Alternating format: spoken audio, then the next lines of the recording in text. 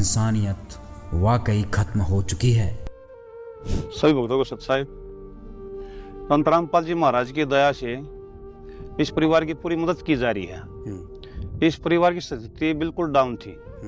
संत रामपाल जी महाराज का आदेश होया और हम गांव में आए और इस परिवार का सर्वे किया और भी काफी परिवार का सर्वे किया था। इसकी स्थिति भी कमजोर थी।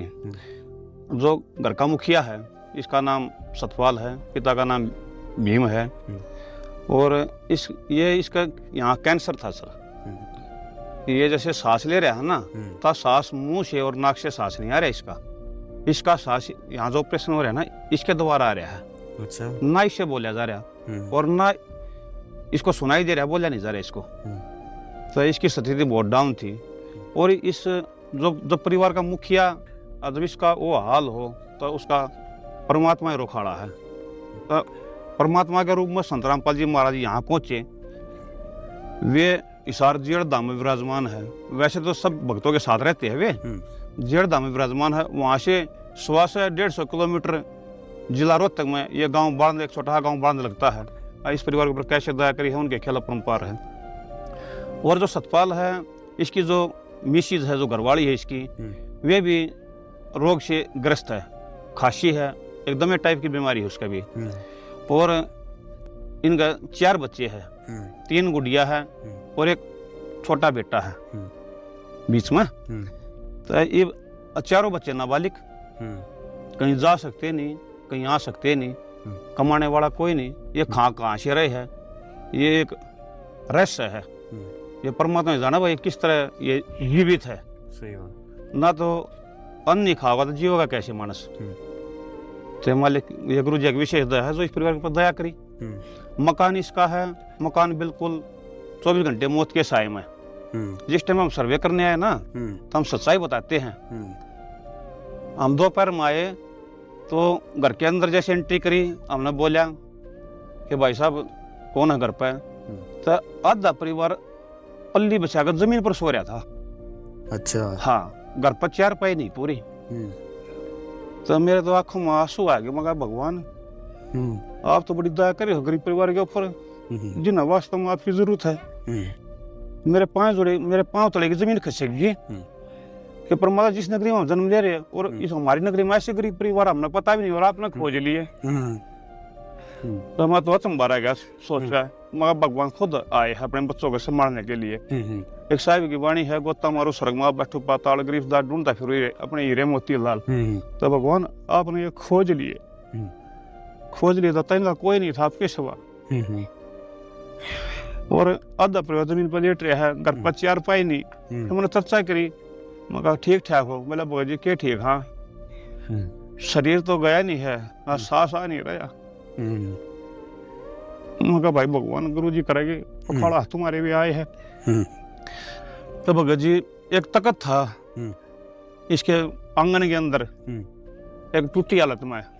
वो चर्चा होगी मैं भाई तख्त तुम्हारा ही है, 4 पाई तो दिखिए बने। बोला नहीं भगत तख्त हमारा नहीं है। मैं कहाँ से ले? बोले हम चौपाल से उठा के ले आए हैं। अच्छा। मैंने शुक्र मना भगवान का, गुरु जी आपने तो स्पेशल इस परिवार की मदद करने के लिए भेजे। हाँ, इसकी इतना बुरा हाल इस परिवार का। तो भाई गुरु जी की दया से मकान का सर्वे किया गया। मकान संत रामपाल जी महाराज के तोड़ा गया। उसकी जगह नई नींव की निर्माण रखी गई।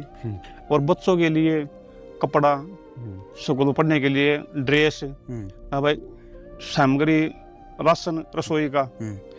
बड़ा परिवार है तो गुरु जी महीने में 2 बार ही भेज देते, 3 बार ही भेज देते हैं। एक नंबर दिया जाता है ट्रस्ट के द्वारा। ये मुनिंद्र धर्मार्थ ट्रस्ट है, कुरुक्षेत्र द्वारा चलाई गई है। संत रामपाल जी महाराज इसके संचालक है। ये आल हरियाणा और आल भारत में गुरु जी के आदेश अनुसार उनके शिष्य इस सेवा में लगे हुए हैं। उसी के थ्रू हम यहाँ आए थे। और मेरे गांव के आसपास भी हमने सर्वे किया था। जैसे मेरा गांव बाड़ंद हो गया, सुनारिया गांव में परिवार लिए गए हैं, भाई रटोली कबूलपुर में लिए गए हैं। ये मालिक की दया है, अपने बच्चों को खोज रही है। तो इस मकान की नींव रखी गई और ये मकान बनना शुरू हो गया। आज गुरु जी की दया से सबका काम चल रहा है। आज छत भी आ जाएगी इस परिवार की। तो अभी ये मकान आप कब तक इनको तैयार करके दे देंगे? हाँ सर, ये मालिक की दाश है। अब 13 तारीख को इस मकान का काम उधेड़ना शुरू हो गया था। पुराना मकान था ना, दबा हुआ था, वो उखाड़ना शुरू कर दिया और साइड में उसका सामान रह गया। हाँ। और 15 तारीख से 16 तारीख से इस मकान की नींव रखी थी सर। 16 तारीख 16 तारीख को। आज 21 तारीख है। बात आज 21 तारीख, चौथा ही दिन, 4 दिन में खड़ा कर दिया। 4 दिन में संतरामपाल जी महाराज ने उनकी दया से आज इस परिवार के मकान के ऊपर छत आएगी जी। ये तो जी चमत्कार ही है, मकान बनने में तो 6-6 महीने लग जाते हैं। बिल्कुल अद्भुत चमत्कार है सर ये। 4 दिन में आपने कर दिया। कल छत डल जाएगी, आज ही डाल दोगे? आज ही डाल देंगे गुरुजी की दया से जी। मतलब इस महीने इनको गृह प्रवेश करवा देंगे आप? महीना कहाँ लगा सर, मात्र 20-22 दिन का खेल सारा गुरुजी का। हाँ। इसको सौंप दिया जाएगा। परिवार बहुत खुश है। अच्छा, एक अचंभे की बात और है। जो मुखिया था उसके जो कैंसर था ना, हम मकान का काम शुरू करने लगे तो उसको ज्यादा बढ़ता गया। वो जो गांठ थी ना ऊपर ना आ रही थी। हमने ये डर था कदे मकान का काम अधूरा ना रह जाए।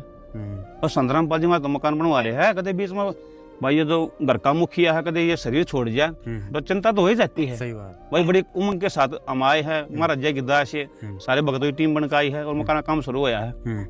तब भगत भी परेशान था, मैंने उससे चर्चा करी, मैं कहा है कुछ रात? बोला कोई रात नहीं भाई। तो वो कमरे में लेट रहा था। हम बेच में थे, पता नहीं भाई के गुरुजी जाना भाई ये जाना भाई क्या खेल है इनका बीच में। तो फिर अगले दिन मैं आया सुबह घर से, मकान का काम बनना शुरू हो गया था।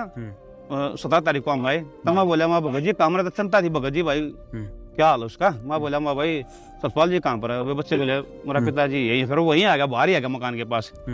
उसके चेहरे पर खुशी थी सर। मैं बोला भाई कल तो मरण हो रहा था और आज के चेहरे पर खुशी है, इसका क्या रहस्य है? तो बोला उसको बोला नहीं जा रहा था। अच्छा। उन्होंने मेरी तरफ इशारा किया। माँ क्या हो गया? तो छोटे बच्चे ने बताया कि मेरे पिताजी कह रहे हैं कि संतरामपाल जी महाराज आए और उन्होंने मेरा ऑपरेशन कर दिया। जो इसके अंदर जो वो था ना रहद मवाद वो बाहर निकाल दिया। ओहो। हाँ, वो बाहर निकाल दिया सर।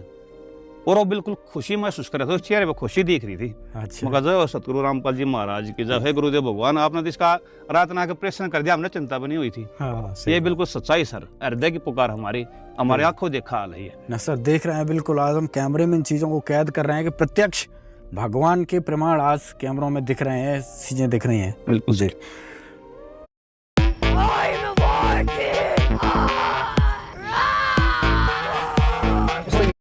तो अभी इस तरीके से इनकी सहायता कब तक, खाने पीने की कब तक करेंगे या फिर मकान में बना के छोड़ देंगे आप? कब तक इनका ध्यान रखा जाएगा संतरामपाल जी महाराज के द्वारा? एक और गजब की बात है सर, मकान का ध्यान रखने की बताते हैं आपको।